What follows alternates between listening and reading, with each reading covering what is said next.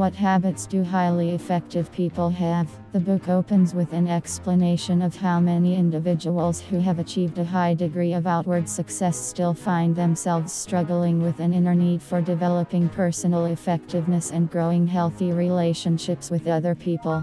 In earlier times, the foundation of success rested upon character ethic, things like integrity, humility, fidelity, temperance, courage, justice, patience, industry, simplicity, modesty, and the golden rule. But starting around the 1920s, the way people viewed success shifted to what Covey calls personality ethic, where success is a function of personality, public image, attitudes, and behaviors. These days, people look for quick fixes. They see a success and ask, "How do you do it? Teach me." But these shortcuts that we look for, hoping to save time and effort and still achieve the desired result, are simply band-aids that will yield short-term solutions. The way we see the problem is the problem, Covey writes. We must allow ourselves to undergo paradigm shifts, to change ourselves fundamentally and not just alter our attitudes and behaviors on the surface level, in order to achieve true change.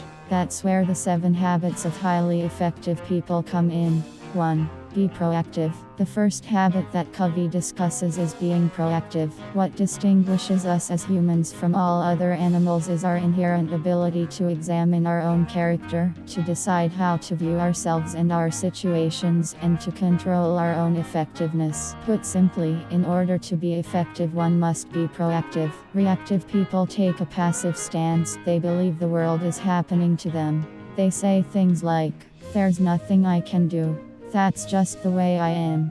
They think the problem is out there, but that thought is the problem. Proactive people, however, recognize they have responsibility, which Covey defines as the ability to choose how you will respond to a given stimulus or situation. Challenge yourself to test the principle of proactivity by doing the following.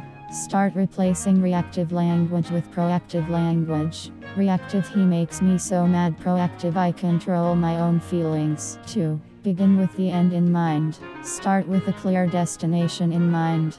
Covey says we can use our imagination to develop a vision of what we want to become and use our conscience to decide what values will guide us. We don't often stop to evaluate the meaning behind this busyness, behind these victories. We don't ask ourselves if these things that we focus on so intently are what really matter to us. Habit 2 suggests that in everything we do, we should begin with the end in mind. Beginning with the end in mind is also extremely important for businesses. Being a manager is about optimizing for efficiency, but being a leader is about setting the right strategic vision for your organization in the first place and asking, what are we trying to accomplish? Rescripting, Covey explains, is recognizing ineffective scripts that have been written for you and changing those scripts by proactively writing new ones that are built of your own values. Challenge yourself to test the principle of beginning with the end in mind by doing the following.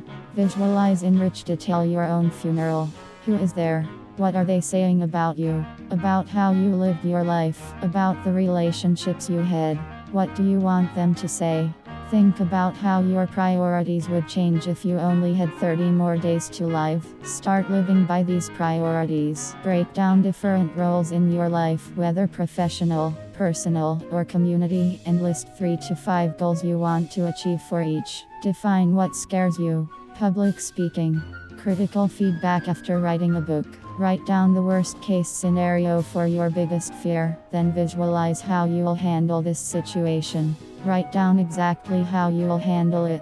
Habit 3: put first things first. In order to manage ourselves effectively, we must put first things first. We must have the discipline to prioritize our day-to-day actions based on what is most important, not what is most urgent. All activities can be categorized based on 2 factors: urgent and important. Relationship building. Recognizing new opportunities. Planning. Here are some ways you can practice putting first things first. Identify an activity you've been neglecting. Write it down and commit to implementing it. Create your own time management way to start prioritizing.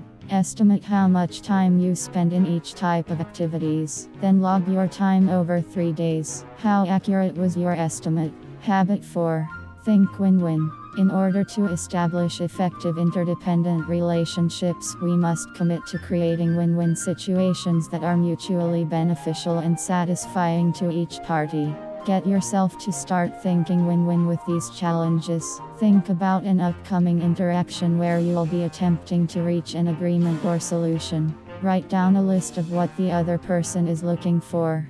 Next, write a list next to that of how you can make an offer to meet those needs. Identify 3 important relationships in your life. Think about what you feel the balance is in each of those relationships. Do you give more than you take? Take more than you give? Write down 10 ways to always give more than you take with each one. Deeply consider your own interaction tendencies. Are they win-lose? How does that affect your interactions with others? Can you identify the source of that approach? Determine whether or not this approach serves you well in your relationships. Write all of this down. Seek first to understand, then to be understood.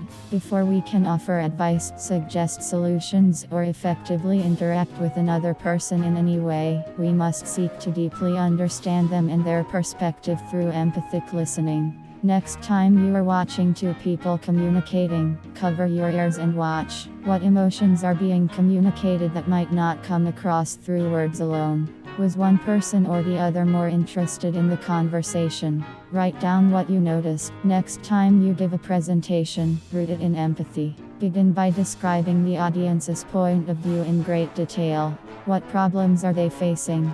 How is what you're about to say offering a solution to their problems? Habit 5. Seek first to understand, then to be understood. Before we can offer advice, suggest solutions, or effectively interact with another person in any way, we must seek to deeply understand them and their perspective through empathic listening. Here are a few ways to get yourself in the habit of seeking first to understand. Next time you are watching 2 people communicating, cover your ears and watch. What emotions are being communicated that might not come across through words alone? Was one person or the other more interested in the conversation? Write down what you noticed. Next time you give a presentation, root it in empathy. Begin by describing the audience's point of view in great detail. What problems are they facing? How is what you're about to say offering a solution to their problems? Habit 6. Synergize. By understanding and valuing the differences in another person's perspective, we have the opportunity to create synergy, which allows us to uncover new possibilities through openness and creativity. The combination of all the other habits prepares us for habit 6, which is the habit of synergy, or when 1 + 1 = 3 or more and the whole is greater than the sum of its parts. Make a list of people who irritate you. Now choose just one person. How are their views different? Put yourself in their shoes for 1 minute. Think and pretend how it feels to be them. Does this help you understand them better? Make a list of people with whom you get along well. Now choose just one person. How are their views different? Now write down a situation where you had excellent teamwork and synergy. Why? How can you recreate those conditions again? Sharpen the saw. Quick summary. To be effective, we must devote the time to renewing ourselves physically, spiritually, mentally, and socially. Continuous renewal allows us to synergistically increase our ability to practice each habit. Habit 7. Sharpen the saw. To be effective, we must devote the time to renewing ourselves physically, spiritually, mentally, and socially.